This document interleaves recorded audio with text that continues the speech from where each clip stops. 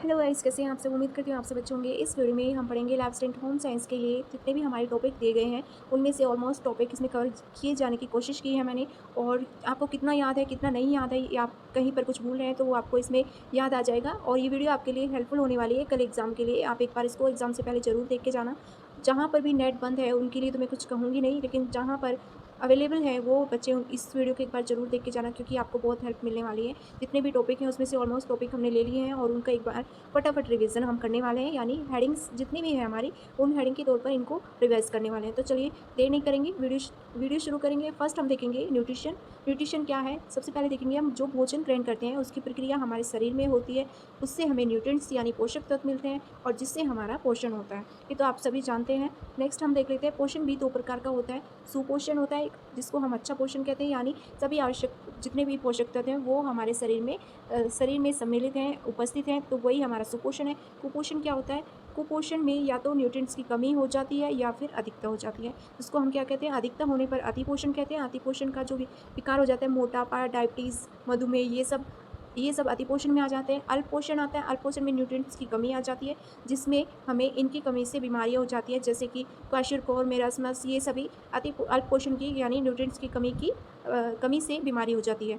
अच्छा, इतना आपको समझ आया होगा। तो अब हम फर्स्ट देखेंगे इसमें कार्बोहाइड्रेट, जितने भी हमारे इसमें न्यूट्रिएंट्स हैं उनको एक बार हम देख लेते हैं कि कार्बोहाइड्रेट्स की संगठन में क्या आएगा और जितने भी ये हमारे लिए किस लिए आवश्यक होता है, एक बार ये देख लेते हैं। कार्बोहाइड्रेट्स का जो संगठन होता है, ये इसमें क्या आता है, CHO आता है, कार्बन, हाइड्रोजन, ऑक्सीजन। हाइड्रोजन और ऑक्सीजन का अनुपात क्या रखा गया है, 2:1 रखा गया है। और ये हमारे भोजन का 60% हिस्सा होता है कार्बोहाइड्रेट, ये भी आपको याद रखना है। इसके बाद कार्बोहाइड्रेट से हमें कितनी कैलोरी प्राप्त होती है, 4.2 किलो कैलोरी ऊर्जा प्राप्त होती है, ये भी आपको याद रखना है। कार्बोहाइड्रेट का जो सरलतम यानी सिंपलेस्ट फॉर्म होती है वो क्या होती है, वो ग्लूकोज होती है, ये भी आपको याद रखना है। इसमें मैंने थ्योरी बिल्कुल भी नहीं लिया, ओनली हेडिंग लिया है, जिसमें आपको समझाना रहेगा सिर्फ, मतलब आपको सिर्फ सुनना है और आपको देखना है कि हमें इसमें से कितना याद है। ग्लूकोज का जो बॉन्ड होता है उसको क्या कहते हैं, ग्लूकोज के बॉन्ड को हम क्या कहते हैं, ग्लाइकोसिड बॉन्ड होता है जो ग्लूकोज का बॉन्ड होता है, ये भी आपको याद रखना है। नेक्स्ट हम देख लेते हैं प्रोटीन। प्रोटीन के बारे में हम देखेंगे। अच्छा, एक बार कार्बोहाइड्रेट का जो 3 फॉर्म है वो भी एक बार मैं आपको बता देती हूँ फटाफट। कार्बोहाइड्रेट की जो 3 फॉर्म आती है, mono, di and poly. Mono में मैंने आपको कितनी बार बताया है, मोनो में क्या क्या आता है, एक बार देख लेते हैं। Mono, di and poly. Mono में आ जाता है glucose, fructose and galactose. Di में आपका आता है मोनो, जो बॉन्ड होता है मोनो, आपका मोनो फॉर्म होता है मोनोसेकेराइड, ये 1 सेकेराइड से बनती है। डाई आपकी 2 सेकेराइड से बनती है। पॉली आपकी मल्टी सेकेराइड से बनती है, ये भी आपको याद रखना है। डाई सेकेराइड में अब क्या क्या आ जाएंगे, सुक्रोज, माल्टोज एंड लैक्टोज आएगा।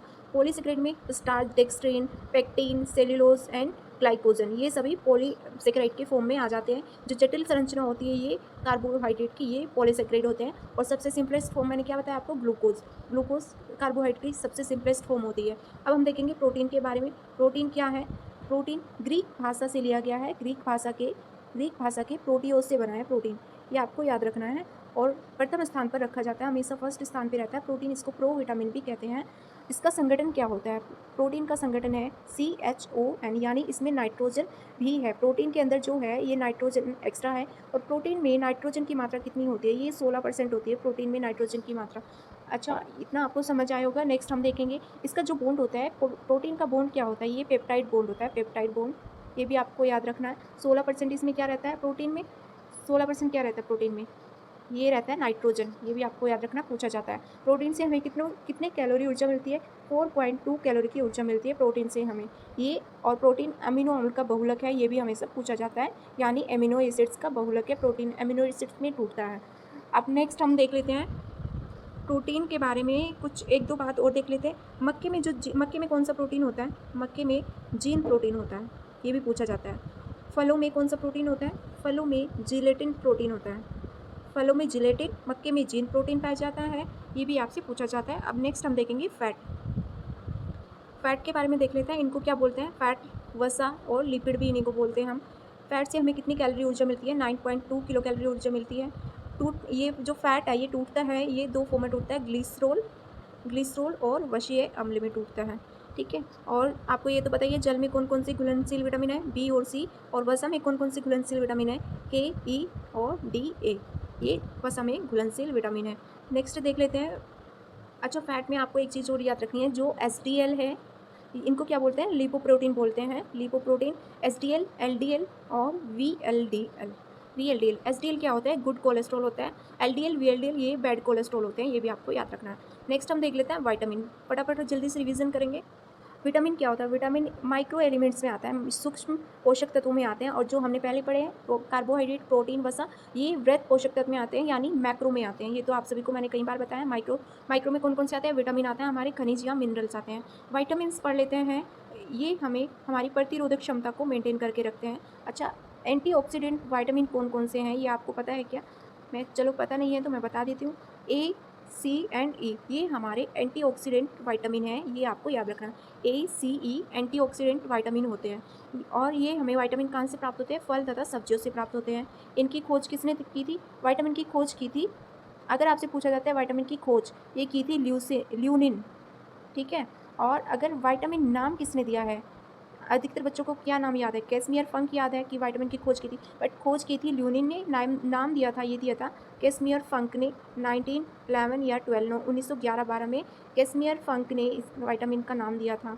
और इसका सिद्धांत दिया था, जो विटामिन का सिद्धांत अगर पूछा जाता है, ये किसने दिया था, हॉपकिंस एंड फंक ने दिया था। हॉपकिंस एंड फंक ने सिद्धांत दिया था, खोज ल्यूनिन ने की थी, नाम कैशमियर फंक ने दिया था 1911-12 में। सिद्धांत किसने दिया था, हॉपकिंस और फंक ने दिया था, ये आपको याद रखना है। अब इसके विटामिन के भी कई रूप हैं, जैसे विटामिन ए है।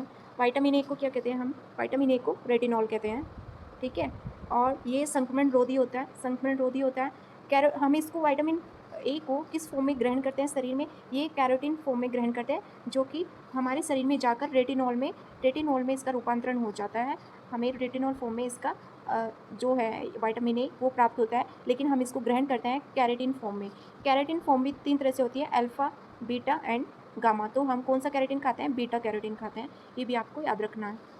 अब नेक्स्ट हम देख लेते हैं विटामिन ए की कमी से कौन कौन से रोग होते हैं, ये तो आप सभी को पता होगा। रतौंधी होती है, बिटोट स्पॉट होता है, फोटोफोबिया हो जाता है, और जीरोसिस हो जाता है, ग्लूकोमा हो जाता है, किरीटोमलेसिया हो जाता है, फाइनोडर्मा हो जाता है। अच्छा, फाइनोडर्मा आपको अगर एग्जाम में देखने को मिलता है, ये विटामिन ए की कमी से भी होता है और फैट की कमी से भी होता है, क्योंकि फैट में कौन सा विटामिन घुलनशील है, विटामिन ए। तो ए की कमी से भी होता है फाइनोडर्मा, और विटामिन फैट की वजह से भी होता है फाइनोडर्मा। ये स्किन से संबंधित रोग है फाइनोडर्मा। डर्मा मतलब क्या होता है, डर्मेटोलॉजिस्ट किसको बोलते हैं, स्किन संबंधी होता है। अब नेक्स्ट हम देख लेते हैं विटामिन बी के बारे में, विटामिन बी के बारे में पढ़ लेते हैं। विटामिन बी आ जाता है हमारा, बी का सबसे फर्स्ट फॉर्म कौन सा आता है, B1 आता है, जिसको हम क्या बोलते हैं, थायमिन। इसकी कमी से कौन कौन सा रोग हो जाता है, बेरी हो जाता है, जिसको हम एंटी बेरी भी कहते हैं विटामिन बी को। और ये हंगर विटामिन बी होता है। अगर आपसे पूछा जाता है हंगर विटामिन कौन सा है, तो आपको बताना है विटामिन B1 है, यानी थायमिन है, ठीक है। और इसकी कमी से कौन से रोग हो जाते हैं, बेरी रोग भी 3 प्रकार के होते हैं। शुष्क बेरी होता है, आर्द्र बेरी होता है, और बाल बेरी होता है। शुष्क बेरी ये वयस्कों में हो जाता है, और आर्द्र बेरी ये वृद्धों में हो जाता है, और बाल बेरी यानी बाल मतलब बालकों में, चाइल्ड में होता है। ये 2 से 6 माह के बच्चों में होता है बाल बेरी, और वयस्कों में 40 वर्ष से पहले होता है, वृद्धों में 40 वर्ष के बाद होता है, ये आपको याद रखना है। नेक्स्ट हम देख लेते हैं विटामिन B2 को क्या बोलते हैं, राइबोफ्लेविन बोलते हैं विटामिन B2 को। नेक्स्ट B3 देखेंगे हम, B1 हम पढ़ चुके हैं, B3 के बारे में पढ़ेंगे, नियासिन के बारे में। विटामिन B3 यानी जिसको क्या बोलते हैं हम, नियासिन बोलते हैं। नियासिन, इसकी कमी से इसमें हमें क्या मिलता है, यानी क्या प्राप्त होता है, ट्रिप्टोफेन। विटामिन B3 में ट्रिप्टोफेन होता है, जिसकी कमी से 3D रोग हो जाता है। आपने सुना भी होगा 3D या 4D। अच्छा, 3D का मतलब क्या होता है, फर्स्ट इसमें आ जाता है डिमेंशिया, सेकेंड आता है डर्मेटाइस, थर्ड आ जाता है डायरिया। यानी डी से 3 डिजीज़ हैं ये, जिसको 3D बोला गया। डिमेंशिया क्या होता है, डिमेंशिया होता है आपका पागलपन, डर्मेटाइटिस होता है स्किन संबंधित रोग, और डायरिया आपको पता ही है अतिसार होता है, थर्ड नंबर। और अगर 4D की बात करें तो 4D में आपको इसमें ऐड कर देना 4th नंबर पे, यानी डेथ। तो ये 4D आ जाता है, और 3D आपसे पूछा जाता है तो 3 आता है, डिमेंशिया, डर्मेटाइटिस और डायरिया। ये आपके विटामिन B3 की कमी से होता है। नियासिन की कमी से सबसे जो फेमस रोग है वो आ जाता है पेलाग्रा रोग, जिसका सबसे गंभीर लक्षण क्या माना जाता है, पागलपन माना जाता है, ठीक है। नेक्स्ट देखेंगे हम B5 को क्या कहते हैं। आई होप आपको समझ आ रहा होगा, अगर नहीं समझ आ रहा है तो आप वीडियो दोबारा भी देख सकते हैं एक बार, और इसकी PDF भी आपको मिल जाएगी टेलीग्राम पे। विटामिन B5 इसको क्या बोलते हैं, पेंटोथोनिक एसिड बोलते हैं। पेंटोथोनिक एसिड, ठीक है। इसको नाम तो आप सभी को रट रखे होंगे, विटामिन बी, B1 B2 सभी के नाम जितने भी केमिकल नेम है, रासायनिक नेम है इनके। पेंटोथेनिक एसिड इसको बोलते हैं विटामिन B5 को। और इसको जो इसका फेमस नाम है विटामिन B5 का, इसको हम क्या बोलते हैं, चिक एंटी डर्मेटाइटिस, चिक एंटी डर्मेटाइटिस, ये होता है विटामिन B5। ये पूछा जाता है क्वेश्चन में, और इसमें कुछ ऐसा है नहीं B5 में, तो ये आपको याद रखना। विटामिन B5 को क्या बोलते हैं, पेंटोथेनिक एसिड बोलते हैं, और चिक एंटी डर्मेटाइटिस बोलते हैं। नेक्स्ट देख लेते हैं हम B6, विटामिन B6 इसको क्या बोलते हैं, इसको बोलते हैं पायरिडोक्सिन, ठीक है। विटामिन B6 को बोलते हैं पायरिडोक्सिन, और इसको क्या बोलते हैं, विटामिन B6 को रेड एंटी डर्मेटाइटिस बोलते हैं, रेड एंटी डर्मेटाइटिस बोलते हैं विटामिन B6 को। और इसकी कमी से जो रोग हो जाते हैं वो कौन से हो जाते हैं, एक्रोडीमिया, एनीमिया भी हो जाता है एक तरह का। नेक्स्ट देख लेते हैं ये आप, लेकिन इसमें जो आपको याद रखना है वो सिर्फ रखना है, इसको रेड एंटी डर्मेटाइटिस बोलते हैं विटामिन B6 को। B5 को क्या बोलते हैं, चिक एंटी डर्मेटाइटिस। इन दोनों का सिर्फ आपको ये याद रखना है। अब आ जाता है विटामिन B7, विटामिन B7 को क्या बोलते हैं, बायोटीन, ठीक है। इनके रासायनिक नेम तो आपको याद ही होना चाहिए। इसको बोलते हैं बायोटीन, और ये anti egg white injury factors, ये इसमें हमारे लिए सहायक होता है vitamin B7, anti egg white injury factor, ठीक है। विटामिन B9 देख लेते हैं। विटामिन B9 को क्या बोलते हैं, फोलिक एसिड, सबसे इम्पोर्टेंट है ये आपके लिए। विटामिन B9 को बोलते हैं फोलिक एसिड, या फिर इसको क्या बोलते हैं, विटामिन B भी बोलते हैं। B9 को, विटामिन B9 को विटामिन B और C भी बोलते हैं। फोलिक एसिड तो आपको पता ही होगा, और इसकी कमी से एनीमिया भी हो जाता है एक तरह का। और इसका नाम और क्या क्या है, फोलेट भी इसी को बोलते हैं, फोलेट आपने नाम सुना होगा।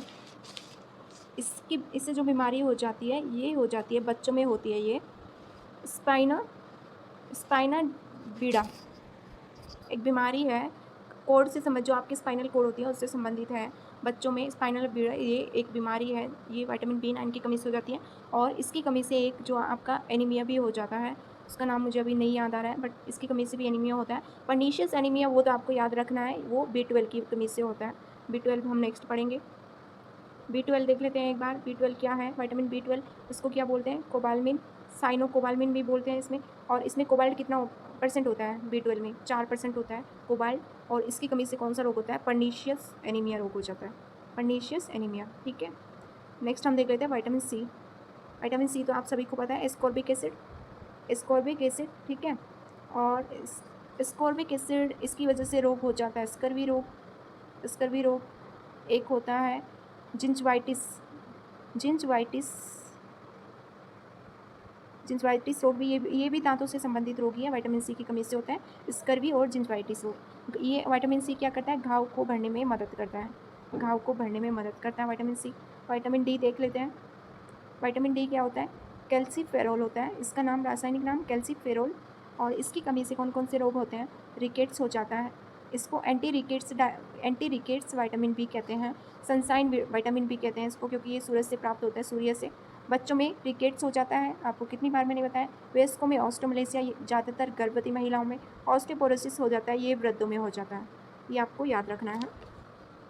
विटामिन D देख लेते हैं एक बार। Vitamin E। विटामिन E का रासायनिक नाम है टोकोफेरोल, ठीक है, टोकोफेरोल। और इसको क्या कहते हैं, प्रजनन विटामिन भी कहते हैं। विटामिन E को सुंदरता का विटामिन भी कहते हैं, इसको बांझपन रोधी विटामिन B इसको कहते हैं। और ये कहाँ पर प्राप्त होता है हमें सबसे ज़्यादा, मक्के और गेहूं का जो अंकुरन होता है उसमें ये पाया जाता है। जो अंकुरित गेहूं और मक्का होता है उसमें विटामिन E पाया जाता है। इसको क्या बोलते हैं, प्रजनन रोधी विटामिन बोलते हैं, सुंदरता का विटामिन बोलते हैं, बांझपन रोधी बोलते हैं। इसका नाम, रासायनिक नाम क्या है, टोकोफेरोल है। नेक्स्ट हम देख लेते हैं अब विटामिन K तो आप सभी को पता है, बहुत महत्व। इसका रासायनिक नेम है विटामिन K का नेप्थोक्यूनोन, और ये ब्लड क्लोटिंग के लिए बेस्ट विटामिन है, ब्लड क्लोटिंग के लिए, रक्त का थक्का जमने के लिए विटामिन K, ये तो आप सभी को पता है, ठीक है। ये हमारे हो गए हैं विटामिन्स, यानी जितने भी हमारे विटामिन्स थे उन सभी के इंपॉर्टेंट पॉइंट्स मैंने आपको बता दिए। अब नेक्स्ट हम देख लेते हैं एक बार होम मैनेजमेंट का थोड़ा पार्ट देख लेते हैं। होम मैनेजमेंट में क्या क्या आता है, यानी गृह प्रबंध, उसमें क्या क्या पॉइंट आते हैं, आयोजन, संगठन, नियंत्रण, और 4th पॉइंट हमारा आता है मूल्यांकन, ठीक है। इसमें से आपसे क्या पूछा जाता है, इसमें पूछा जाता है कि इसमें से कौन सा चरण नहीं है। आयोजन, संगठन, नियंत्रण, मूल्यांकन की जगह कुछ और लिख दिया जाएगा, तो आपको चारों हेडलाइन याद होना चाहिए। गृह प्रबंधन में कौन-कौन से पॉइंट आते हैं? आयोजन, संगठन, नियंत्रण, लास्ट में क्या आता है? मूल्यांकन यानी इवैल्यूएशन। अब हम देख लेते हैं एक बार आयोजन क्या होता है, यानी हमारे संसाधन क्या-क्या हैं। संसाधन हमारे 2 तरह से होते हैं, आपको पता है। मानवीय संसाधन होते हैं और अमानवीय संसाधन होते हैं। इनके बारे में हम पढ़ने वाले हैं एक बार। ये जैसे मैंने लिखा है संसाधन मानवीय और अमानवीय होते हैं। नेक्स्ट प्रबंधन क्या है? प्रबंधन यानी मैनेजमेंट क्या है? मैनेजमेंट एक बार देख लेते हैं हम। प्रबंधन एक विशिष्ट प्रक्रिया है, ये एक विज्ञान है, ये एक सतत चलने वाली प्रक्रिया है और प्रबंधन ही एक मानसिक प्रक्रिया भी है। जितने भी मैं पॉइंट्स बोल रही हूँ आपको याद रखने हैं। मानसिक प्रक्रिया है, ये प्रबंधन करना एक अदृश्य कौशल है, यानी किसी को दिखाई नहीं देता, यह एक कला है और यह एक सामूहिक प्रयास है।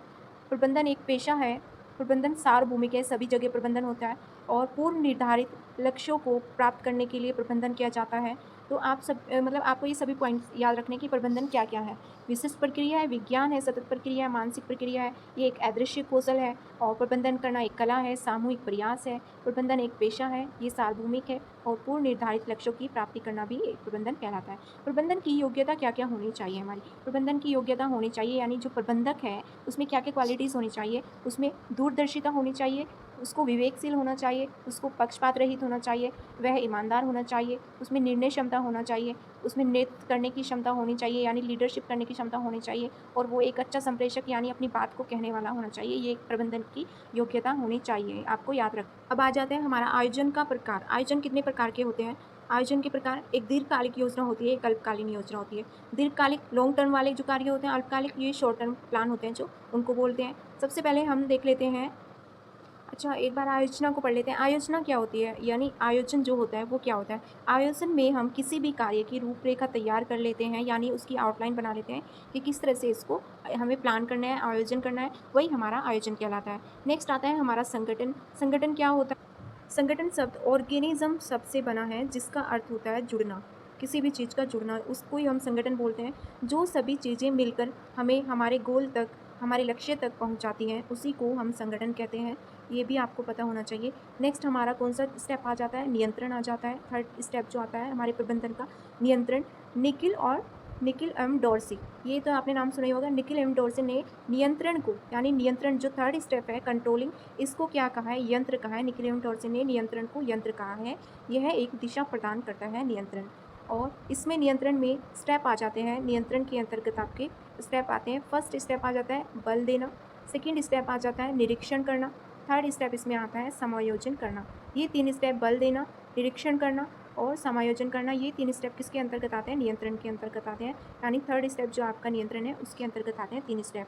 सबसे लास्ट में हमारा जाता है मूल्यांकन, फोर्थ नंबर मूल्यांकन।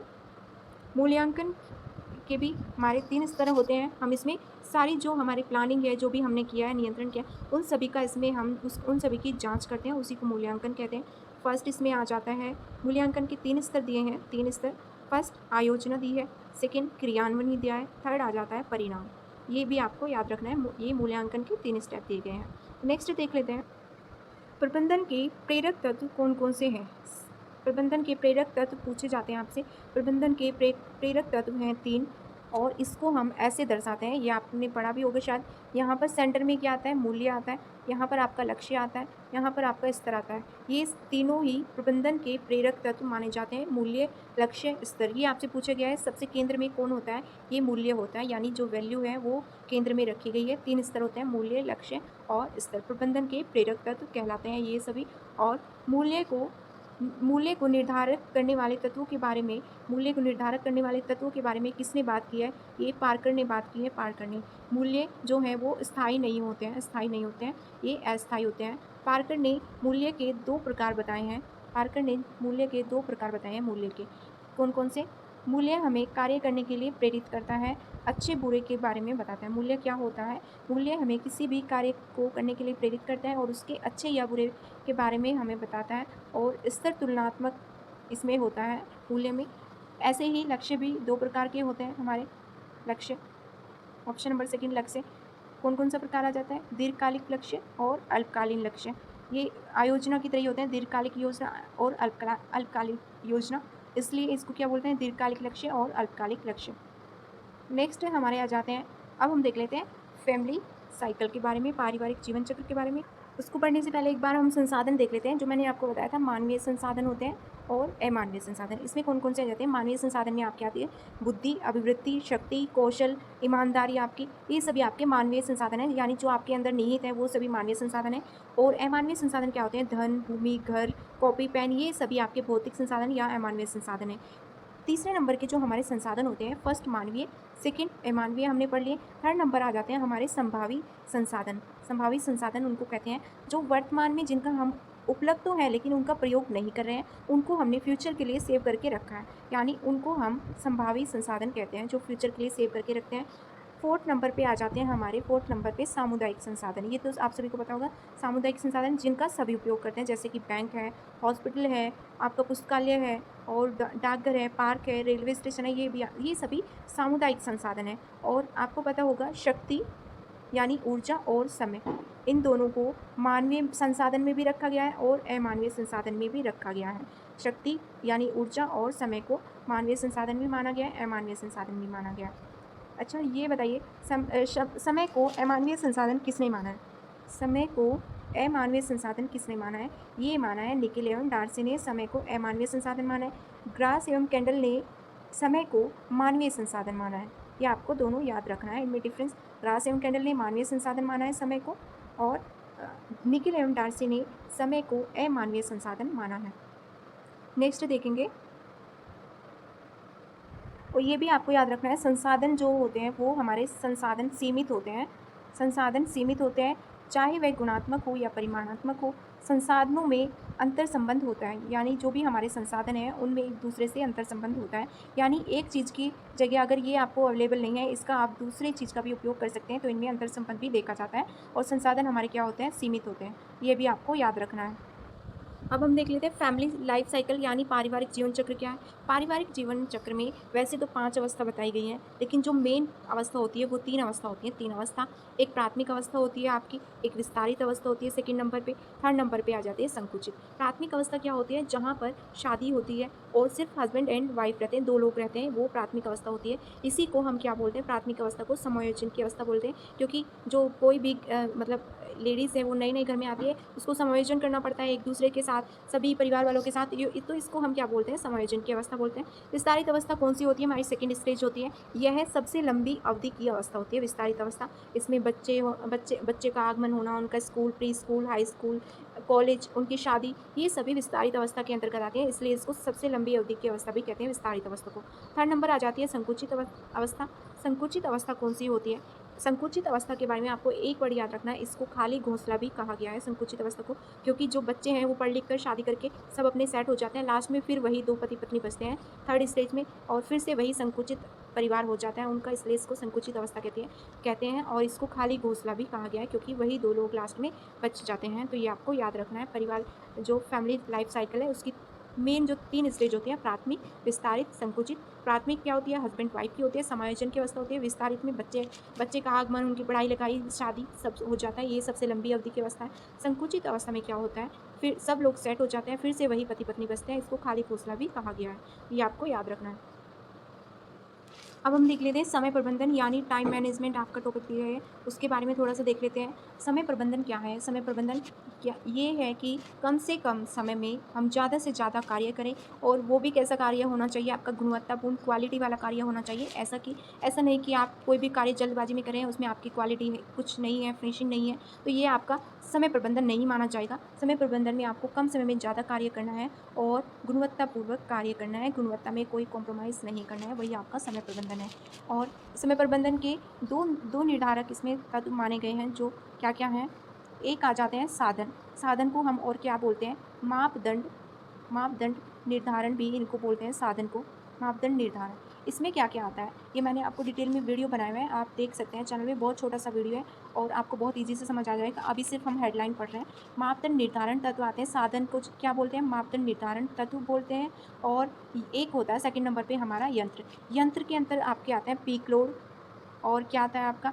कार्यवक्र आ जाता है, विश्राम काल आता है, ये सभी यंत्र के अंदर आते हैं। साधन के अंदर क्या आते हैं? समय मानक, समय इकाई, समय का महत्व, कार्यवक्र। कार्यवक्र देखिए साधन में भी आता है और यंत्र में भी कार्यवक्र आता है आपका। यहाँ पे समय दर्शन आ जाता है, समय संतुलन यानी टाइम बैलेंस आ जाता है आपका साधन के अंदर। अच्छा, एक जो सबसे मेन पॉइंट है यहाँ पे साधन में, ये आ जाता है समय संतुलन। समय संतुलन, समय संतुलन के अंदर 3 पॉइंट हैं। 3 पॉइंट कौन-कौन से हैं? फर्स्ट है कार्य, सेकंड है इसमें विश्राम और नींद भी इसी के साथ में रखी गई है। थर्ड आ जाता है मनोरंजन। ये समय संतुलन के अंतर्गत 3 पॉइंट दिए गए हैं, ये आपको याद रखना है। पीक लोड आपका क्या होता है? यंत्र के अंदर जो पीक लोड आता है, पीक लोड ये कोई भी, जैसे आप फैमिली में ले लीजिए, सुबह के टाइम सबसे ज़्यादा यहाँ पर कार्य, पीक लोड ये दर्शाता है कि यहाँ पर आपके पास सबसे ज़्यादा कार्य है। वो समय कोई भी हो सकता है अलग-अलग परिवार में, लेकिन ज़्यादातर ये समय मॉर्निंग वाला ही होता है गृहिणी के लिए, क्योंकि उसको बहुत सारे काम करने होते हैं मॉर्निंग में, ये पीक लोड होता है उसके लिए। और कार्य वक्र जो होता है, कार्य वक्र सेकंड नंबर यंत्र में आता है कार्य वक्र, ये घर पर भी प्रयोग नहीं होता है, ये उद्योगों में प्रयोग किया जाता है कार्य वक्र। इसको हम कैसे प्रदर्शित करते हैं? ऐसे, यानी यहाँ पर ज़्यादा कार्य है, यहाँ पर कम कार्य है, फिर से ज़्यादा कार्य है, यहाँ पर कम कार्य है। इस तरह से इसको दर्शाया जाता है कार्य वक्र को, ये उद्योगों में प्रयोग किया जाता है। थर्ड नंबर पे आ जाता है यंत्र के अंदर विश्राम काल, यानी आपका जो रेस्ट वाला टाइम होता है, विश्राम काल, उसी को कहते हैं। ये भी उद्योगों में प्रयोग किया जाता है। नेक्स्ट आ जाता है हमारा शक्ति प्रबंधन, यानी एनर्जी मैनेजमेंट। एनर्जी मैनेजमेंट के अंदर जो आपका पॉइंट दिया गया है वो थकान का दिया गया है, यानी जो आपको थकान हो जाती है, इसके बारे में थोड़ा एक बार देख लेते हैं। थकान कितने प्रकार की होती है, कौन कौन सी होती है, ये पढ़ लेते हैं क्योंकि ये टॉपिक में दिया गया है। तो थकान, थकान क्या होती है? थकान 2 प्रकार की होती है, एक शारीरिक थकान होती है, एक मानसिक थकान होती है। शारीरिक थकान किस किस वजह से हो जाती है? ये सबसे मैंने आपको इम्पोर्टेंट पॉइंट बताया गया है कि जब हमारी बॉडी में लैक्टिक अम्ल जो होता है, लैक्टिक एसिड, वो जमा हो जाता है, उसी के कारण हमारे शरीर में थकान अनुभव होने लगती है, थकान महसूस होने लगती है, लैक्टिक अम्ल के जमा हो जाने के कारण। और इसमें क्या पॉइंट्स दिए गए हैं? 100% शारीरिक काम करने वाला व्यक्ति है, उसको उसका 57% आराम करना चाहिए। ये पॉइंट आपके पूछे जाते हैं एग्जाम में। 100% फिजिकल वर्क करने वाले व्यक्ति को 57% उसका आराम करना चाहिए, और 40 मिनट जो मेंटल वर्क करता है, चार जो मानसिक कार्य करता है, उसको 40 मिनट के बाद 2 मिनट का रेस्ट करना चाहिए। यहाँ पर ये दिया गया है, 40 मिनट वर्क करने वाले व्यक्ति को, मेंटल वर्क करने वाले व्यक्ति को 2 मिनट का रेस्ट 40 मिनट के बाद अवश्य लेना चाहिए। यहाँ पर ये इसमें बताया गया है। ठीक है, ये शारीरिक थकान, ये मानसिक थकान के अंतर्गत आता है, मेंटल वर्क वाला। शारीरिक थकान वाला मैंने आपको बताया 100% कार्य करने वाले को 57% उसका रेस्ट करना चाहिए। मेंटल वाले में आ जाएगा 40% जो मेंटल वर्क करता है उसको 2 मिनट का रेस्ट करना चाहिए। अच्छा, इसकी बात तो हमने की, शारीरिक थकान किस लिए होती है? लैक्टिक अम्ल जमा हो जाता है, ऑक्सीजन कम हो जाता है, तो हमें शारीरिक थकान हो जाती है। मानसिक थकान को हम 2 भागों में बाँटते हैं, यानी 2 तरह की होती है मानसिक थकान। एक होती है बोरियत, जिसको बोर्डम थकान बोलते हैं, आपने सुना भी होगा, बोर्डम थकान, बोर्डम यानी बोरियत। सेकंड होती है आपकी कुंठाजन्य थकान, कुंठाजन्य। बोर्डम थकान क्या होती है आपकी? जैसे ऑफिस में आप डेली जाते हैं ऑफिस में, और आपको एक ही काम डेली करना पड़ता है। जैसे आप मॉर्निंग में उठते हैं, दिन में ऑफिस जाते हैं, इवनिंग में फिर आते हैं, खाना बनाते हैं, सो जाते हैं, फिर मॉर्निंग में उठते हैं, फिर ऑफिस जाते हैं, मतलब यही प्रोसेस आपका चलता रहता है। एक बोरियत सी आने लगती है लाइफ में, उसी को क्या बोलते हैं? बोर्डम थकान बोलते हैं, यानी बोरियत बोलते हैं। कुंठाजन्य थकान वो होती है आपकी, कुंठाजन्य थकान, ये आपके घरों में देखने को मिलती है। जैसे आप बहुत काम कर रहे हैं, बहुत एफर्ट लगा रहे हैं, किसी एग्ज़ाम के लिए बहुत तैयारी कर रहे हैं, कितने सालों से तैयारी कर रहे हैं, लेकिन आपको सक्सेस नहीं मिल पा रही है, सफलता नहीं मिल पा रही है, तो आपके अंदर एक स्ट्रेस आ जाता है, मतलब आप थक से जाते हो कि अब हमसे नहीं हो पाएगा ये, मतलब इस तरह से ये थकान मानी जाती है। आप किसी घर वाले के लिए बहुत कुछ कर रहे हैं, घर वालों के लिए, लेकिन आपका आपको कोई रिस्पॉन्स नहीं दे रहा कि मतलब आप किसी के लिए इतना कर रहे हैं, आपको कोई वैल्यू नहीं दे रहा है, तो इसी को हम क्या बोलते हैं? कुंठाजन्य थकान बोलते हैं। जब मेंटली हो जाती है, तब इसको हम कुंठाजन्य थकान बोलते हैं, और बोरियत, बोर्डम जो ऑफिस उद्योगों में हो जाती है, उसको बोलते हैं। नेक्स्ट देख लेते हैं, अब हम देख लेते हैं थोड़ा कार्य सरलीकरण के बारे में, वर्क सिंप्लीफिकेशन के बारे में। इसके 3 तत्व हैं कार्य सरलीकरण के। फर्स्ट कौन सा है? कार्य है। कार्य, कार्यकर्ता, कार्य का क्षेत्र। ये कार्य सरलीकरण के, वर्क सिंप्लीफिकेशन के तत्व हैं। कितने हैं? 3, कार्य, कार्यकर्ता और कार्य का क्षेत्र। ये आपने पढ़ा होगा। अभी हम सिर्फ हेडलाइन देख रहे हैं, जहाँ पर बताने की ज़रूरत है वहाँ पर मैं आपको बता भी रही हूँ। मार्विन मुंडेल ने परिवर्तन के 5 वर्ग दिए गए हैं। 5 वर्ग कौन कौन से हैं वो मैं आपको एक बार बता देती हूँ। कि 5 वर्ग किसने दिए? मार्विन मुंडेल ने दिए, और ग्रास एवं कैंडल ने इसी में से कट करके, 2 लास्ट के कट करके 3 वर्ग दिए हैं। ग्रास एवं कैंडल ने, मार्विन मुंडेल ने 5 वर्ग दिए हैं। तो हम इन 5 को देखेंगे पहले, उनमें से फिर आपको 3 याद रखने हैं, वो जो हो जाएंगे वो हो जाएंगे ग्रास एवं कैंडल के। तो फर्स्ट इसमें दिया है मार्विन मुंडेल ने, ये दिया है हाथ और शरीर की गति में परिवर्तन। सेकेंड आ जाता है संग्रहीकरण एवं उपकरण। थर्ड आ जाता है आपका उत्पाद में परिवर्तन।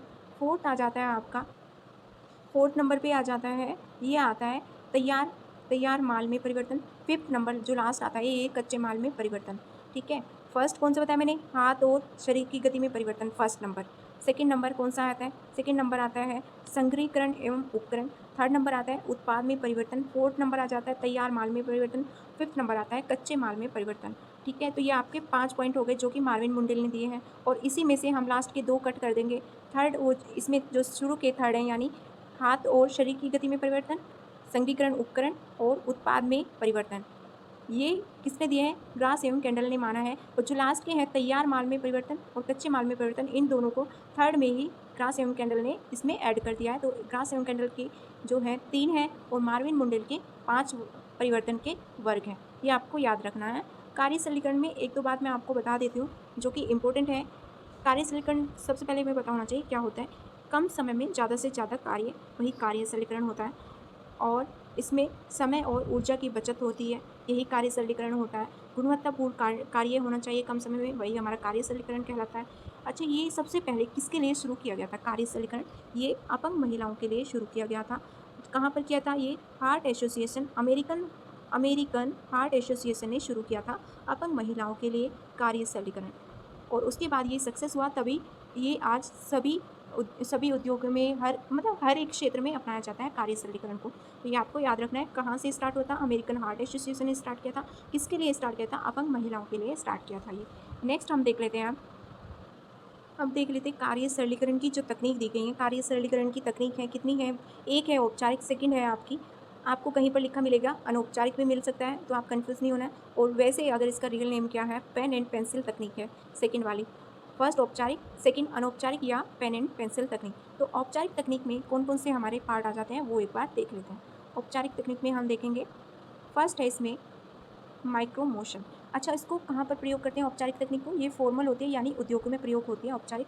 फर्स्ट इसमें आ जाता है माइक्रो मोशन, सेकंड आता है मेमो मोशन, थर्ड इसमें आता है स्टॉप वॉच, फोर्थ इसमें आ जाता है क्रोनो साइकिल ग्राफ। ये इसमें कौन सी आपकी तकनीक में आते हैं, औपचारिक यानी जो फॉर्मल तकनीक है उसमें आते हैं memo motion, micro motion, stop watch और क्रोनो साइकिल ग्राफ।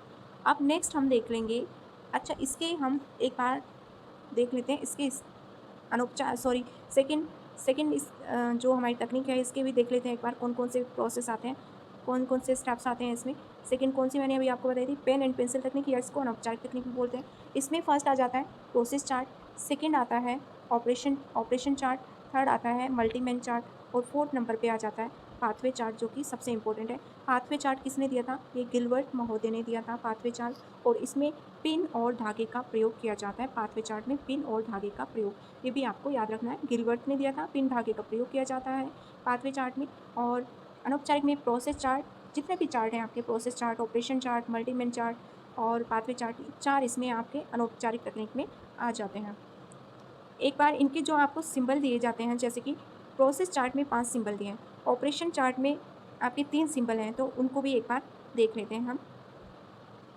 और आपको इसमें ये भी याद रखना है, जो प्रोसेस चार्ट है उसमें पूरे काम का अध्ययन किया जाता है। पूरे काम का मतलब आप कुछ भी काम कर रहे हैं उस पूरे काम का अध्ययन किया जाता है प्रोसेस चार्ट में। ऑपरेशन चार्ट में क्या करते हैं, किसी भी एक कार्य का, यानी आप बर्तन साफ करें, सिर्फ उसी एक कार्य का एक ही स्टेप का अध्ययन करेंगे। और इसका जो सबसे मेन पॉइंट है जो पूछा जाता है, इसमें दोनों हाथों की गति का अलग अलग अध्ययन किया जाता है। ऑपरेशन चार्ट में दोनों हाथों की जो गति है उनका अलग अलग अध्ययन किया जाता है ऑपरेशन चार्ट के अंतर्गत। अब इनके जो सिंबल हैं प्रोसेस चार्ट के और ऑपरेशन चार्ट के, वो एक बार देख लेते हैं। प्रोसेस चार्ट के सिंबल हैं कितने हैं, 5, ऑपरेशन चार्ट के सिंबल हैं 3। तो एक बार हम देखेंगे, प्रोसेस चार्ट के सिंबल देखेंगे, फर्स्ट छोटा गोला आएगा, सेकेंड बड़ा गोला आएगा, थर्ड नंबर ये आएगा, फोर्थ नंबर ये आएगा, एंड फिफ्थ नंबर हमारा जो आएगा ये फिलअप गोला आ जाएगा। यहाँ पर नहीं बन पा रहा है, यहाँ पर मैं बना देती हूँ, यानी फिल वाला गोला दिखेगा आपको, कलरफुल गोला, एकदम भरा हुआ गोला। अब इनके आपको मीनिंग पता होना चाहिए। सबसे छोटा जो गोला है ये क्या दर्शाता है प्रोसेस चार्ट में, भुजाओं की गति बताता है, भुजाओं की गति बताता है। बड़े वाला गोला ये अंगुलियों की गति बताता है। त्रिभुज आपका क्या बताता है, ये आलस्य को दर्शाता है। और जो आपका ये आयत है, आयत ये क्या दर्शाता है, ये निरीक्षण करना दर्शाता है, निरीक्षण करने को। और जो लास्ट में मैंने बताया था ये फिल वाला गोला, ये क्या दर्शाता है, ये एक साथ दो कामों को करने को दर्शाता है, यानी एक साथ में दो काम हो रहे हैं, ये दर्शाता है फिल वाला गोला। अब हम क्या देखेंगे, ये तो हमने की प्रोसेस चार्ट की बात। अब देख लेते हैं ऑपरेशन चार्ट में। प्रोसेस चार्ट में पी से आपको याद रखना है, पी से प्रोसेस चार्ट, पी से 5 सिंबल आएंगे और ऑपरेशन चार्ट में कितने सिंबल आएंगे, 3। अब इसके 3 सिंबल देख लेते हैं, छोटा गोला, बड़ा गोला और इसमें त्रिभुज। इसमें सिर्फ 3 ही सिंबल हैं।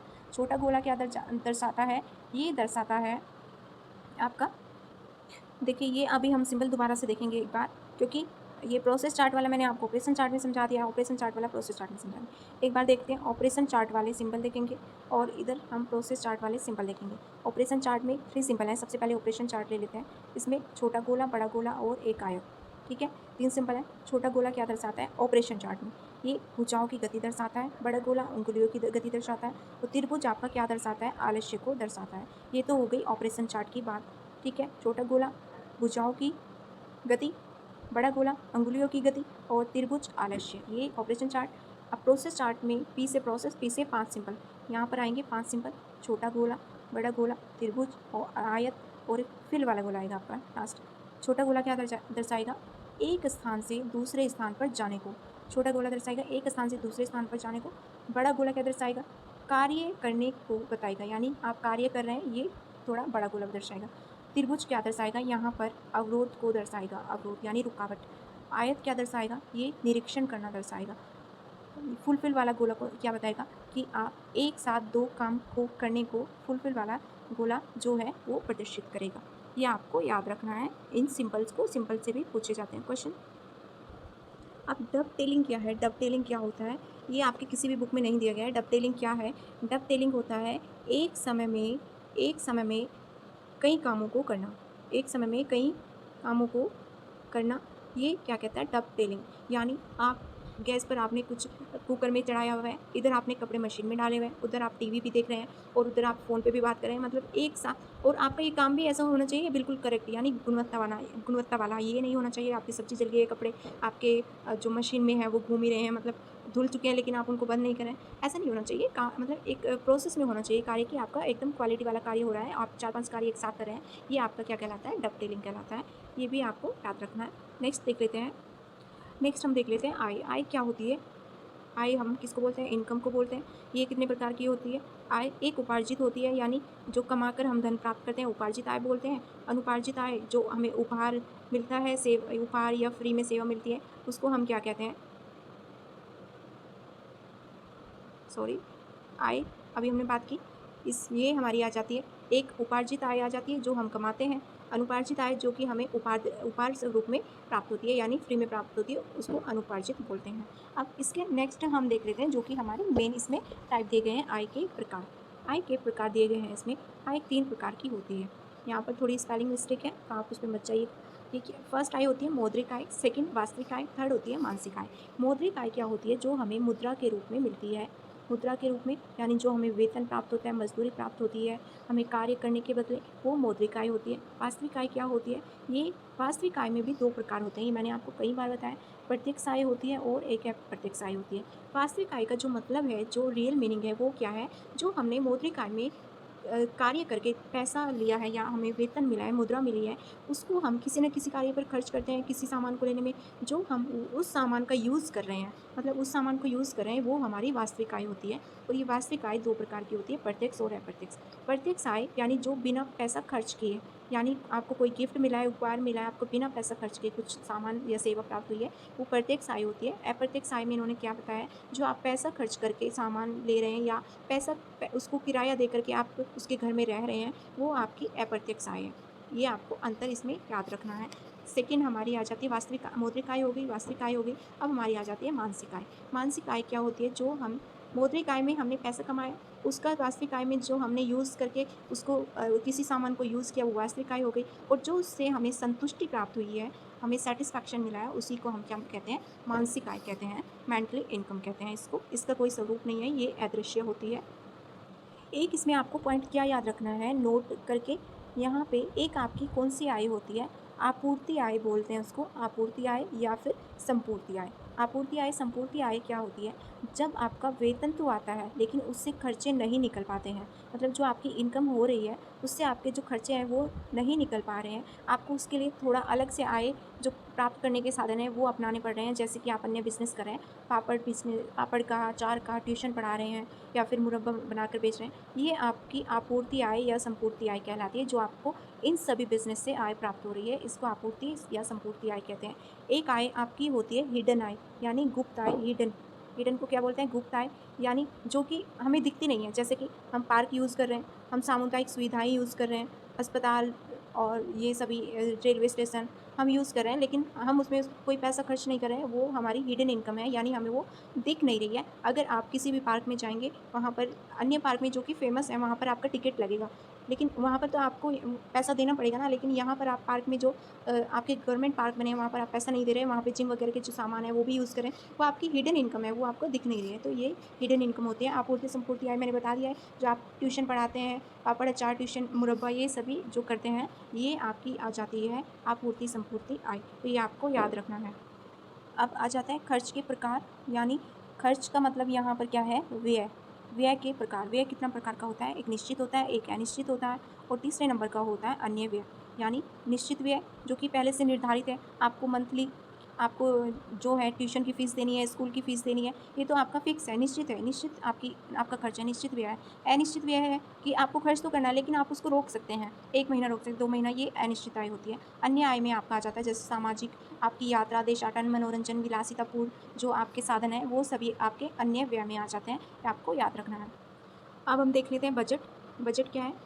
बजट को हम क्या कहते हैं? वैसे ये पूछा गया क्वेश्चन है, मैं आपको बता रही हूँ। बजट क्या है? बजट एक कागज़ का टुकड़ा है, ठीक है? अगर आपसे क्वेश्चन पूछा जाता है बजट क्या है, अगर ऑप्शन में आपको मिलता है बजट एक कागज़ का टुकड़ा है, तो यही इसका राइट आंसर होगा। बजट एक कागज़ का टुकड़ा होता है जिसमें लेखांकन होता है, यानी आय और व्यय का विस्तृत ब्यौरा होता है, वही हमारा बजट होता है। तो ये आपको याद रखना है। और सबसे बेस्ट क्वालिटी का बजट कौन सा होता है? सबसे बेस्ट क्वालिटी का पारिवारिक जो बजट होता है, मासिक बजट होता है।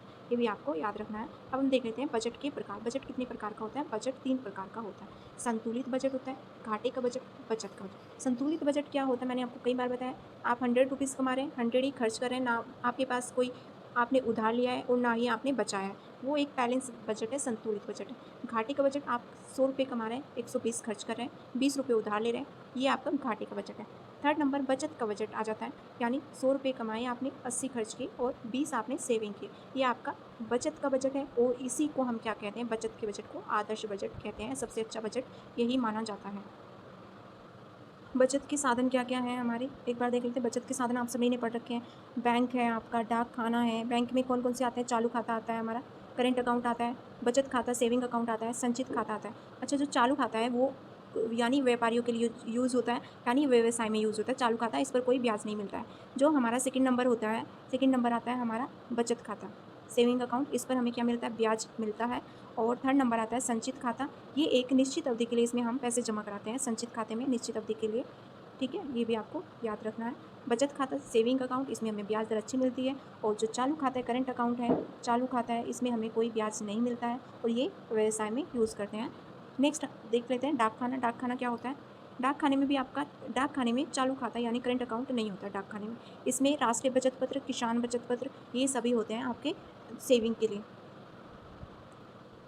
अब लास्ट में क्या आता है, ये मैंने आपको पढ़ाया भी नहीं है और मैंने सोचा कि क्यों ना हम इसको एक बार देख लेते हैं, हो सकता है यहाँ से कुछ पूछ लिया जाए। एंजिल लॉ, यानी एंजिल का जो नियम है, उपभोग का नियम, ये तो आपने सुना ही होगा, इसको एंजिल लॉ बोलते हैं। एंजिल लॉ का मतलब है, एंजिल नाम है एक, इनका पूरा नाम था अर्नेस्ट अर्नेस्ट अर्नेस्ट एंजिल था इनका पूरा नाम। और ये एक अर्थशास्त्री थी। कहाँ से थी? ये जर्मन से थी। एंजिल अर्नेस्ट अर्थशास्त्री थी और ये जर्मन से बिलोंग करती थी। इन्होंने एंजिल लॉ दिया था, यानी उपभोग का नियम दिया था।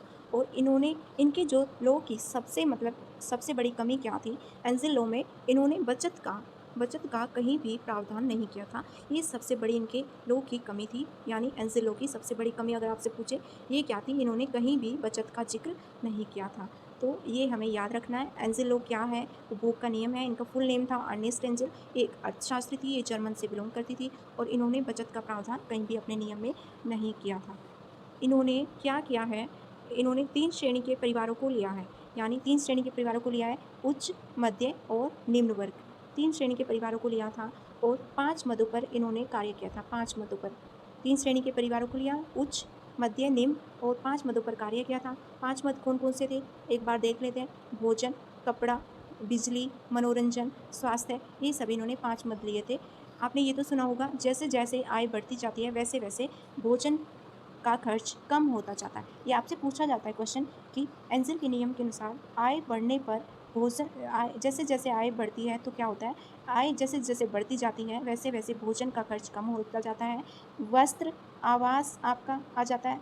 वस्त्र, आवास, बिजली, इन ये सभी तीनों यानी उच्च, निम्न जो मध्य आपके वर्ग लिए हैं, तीनों वर्ग में इनका जो खर्च है वो सेम रहता है। वस्त्र का, आवास का और बिजली का, इसमें कोई परिवर्तन नहीं हुआ है।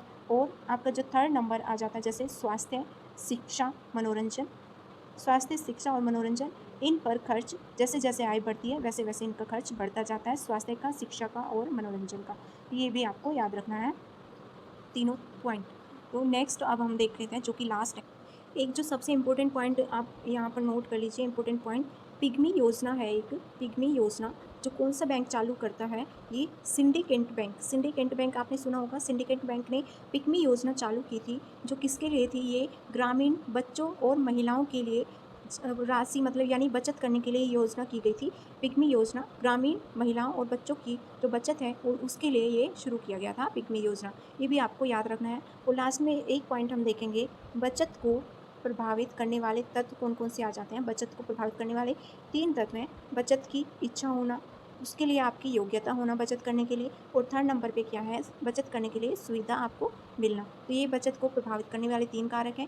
बचत की इच्छा, जब तक आपकी इच्छा नहीं होगी बचत नहीं करेंगे, और योग्यता भी होना भी ज़रूरी है, क्योंकि हर किसी के पास ये योग्यता नहीं होती है बचत करने की। कोई-कोई जिसको जितना धन मिलता है उतना खर्च कर देता है, कोई-कोई कम धन में भी बचा लेता है। तो ये भी एक क्वालिटी है, योग्यता है, और उसके लिए सुविधा भी होनी चाहिए। ये बचत को प्रभावित करने वाले कारक हैं। तो अगर आपको इसमें से कुछ भी समझ नहीं आया है, आप पूछ सकते हैं, कमेंट बॉक्स में पूछ सकते हैं मुझसे। मैंने जितना हो सके आपको समझाने की कोशिश की है कि आपको जितने भी पॉइंट्स हैं एक बार उनका रिवीजन हो जाए अच्छे से, जहाँ पर आपने कुछ मिसिंग कर दिया, आपको नया कुछ पता चले। तो अभी हमारे यही पॉइंट्स थे। थोड़े एक तो मैं आपको बता देती हूँ, जो मैंने आपको अधिनियम वगैरह बोला था वो मैंने आपको रिटन नोट्स में बना के आपको टेलीग्राम पे भी प्रोवाइड करा दिया है, और उसका वीडियो भी बना दिया। अगर आपको वीडियो में क्लियर नहीं दिखाई दे रहा है तो आप टेलीग्राम पे जाकर चेक कर सकते हैं अधिनियम के बारे में। कुछ उसमें एक्स्ट्रा पॉइंट हैं 4-5, वो कि इंपॉर्टेंट है, वो भी आप एक बार रिवाइज़ कर लेना अच्छे से। अगर इसमें कुछ भी समझ नहीं आए तो आप कमेंट बॉक्स में पूछ सकते हैं। आई नो कि कहीं पर बहुत सारे बच्चे हैं, आज व्यू इतने नहीं आ रहे हैं क्योंकि बच्चे नहीं देख पा रहे हैं, नेट बंद है। तो जिन बच्चों का भी नेट चल रहा है वो बच्चे इस वीडियो को ज़रूर देख सकते हैं, क्योंकि उन उन बच्चों को इस वीडियो से एग्ज़ाम में हेल्प मिलने वाली है। और अगर ये वीडियो आपको अच्छा लगे तो वीडियो लाइक करें, शेयर करें, कमेंट करके अपनी क्वेरी हमें ज़रूर बताएँ। Thank you.